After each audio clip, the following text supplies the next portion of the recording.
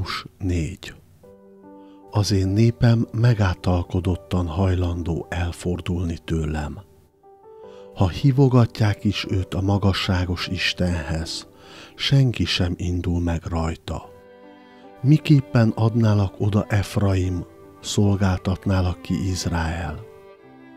Megesett bennem az én szívem, fellángolt minden szánalmam.